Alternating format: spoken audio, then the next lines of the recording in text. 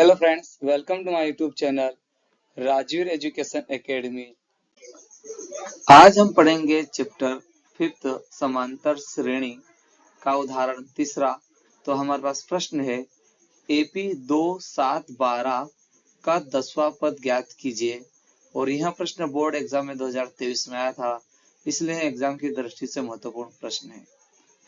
और हमें प्रश्न में 10वां पद ज्ञात करना है AP का। और AP क्या होता है? एपी का मतलब होता है समांतर श्रेणी। और समांतर श्रेणी क्या होती है? वह श्रेणी जिसमें प्रत्येक संख्याओं के बीच का अंतर बराबर होता है, मतलब इक्वल होता है, समांतर श्रेणी कहलाती है।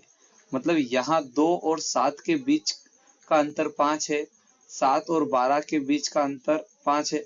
मतलब ऐसी प्रत्येक संख्या के बीच अंतर यदि बराबर होता है तो वह समांतर श्रेणी कहलाती है। और ये हमारी समांतर श्रेणी है। और इसमें हमें 10वां पद ज्ञात करना है। और 10वां पद क्या होता है? मतलब हमारे पास 2 के बाद 7 आया है, 7 के बाद 12, 12 के बाद 17 आएगा, 17 के बाद 22 आएगा। तो ऐसे 10वें पद पर कौन सा पद आएगा? मतलब ये हमारा 2 पहला पद होता है, 7 दूसरा पद हो गया, 12वां तीसरा पद हो गया। ऐसे 10वां पद कौन सा आएगा वो हमें ज्ञात करना है। तो आइए इसे हम हल करते हैं। तो हमारे पास एपी दिया है 2, 7, 12। तो यहाँ पर जो समांतर श्रेणी में पहला पद होगा उसे हम प्रथम पद बोलेंगे।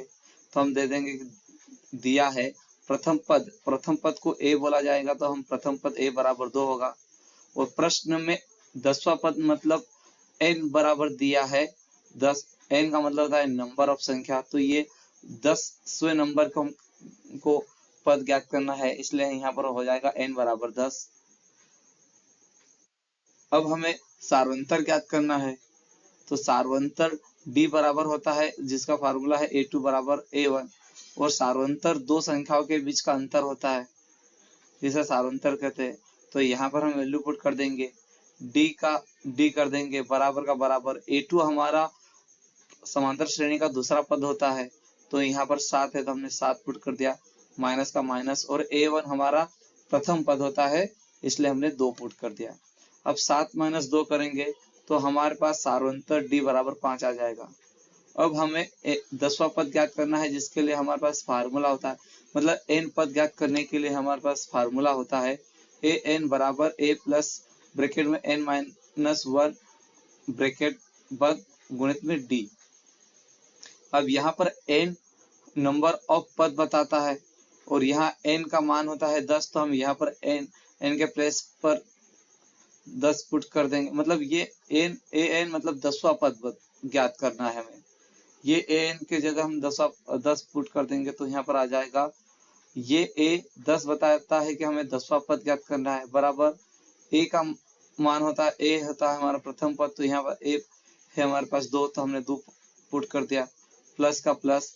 n है हमारा मतलब 10वां पद ज्ञात करना है, इसलिए हमने n बराबर यहाँ पर 10 है तो हमने 10 पुट कर दिया, माइनस का माइनस, 1 का 1 कर दिया। और गुणित में d है हमारा सार्वंतर, तो हमने 5 पुट कर दिया।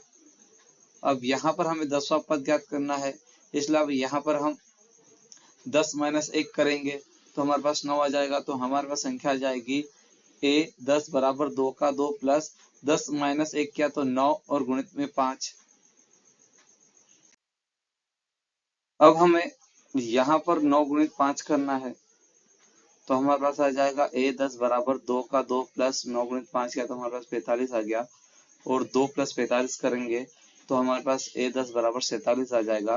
और ये हमारा 10वां पद 47 होगा। तो हम लिख देंगे कि अतः समांतर श्रेणी AP का 10वां पद 47 है।